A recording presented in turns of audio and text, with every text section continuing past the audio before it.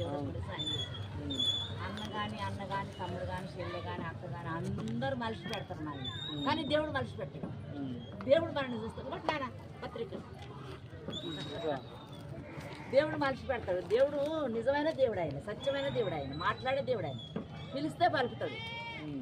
మనం నాకు కొంచెం ఏదన్నా బాధ అనిపించినప్పుడు అయ్యా నాకు బాధ అవుతుంది దిక్కులేదన్న అయ్యి అంటే చాలు, ఎప్పుడో చచ్చిపోతాను. ఇప్పుడు 10 సంవత్సరాల నుంచి కరువు పని పోతున్నా అంటారు అందరూ, అమ్మోరు కరువు పనికి ఎట్టొస్తాను ఎట్లా చేస్తాను అంటారు.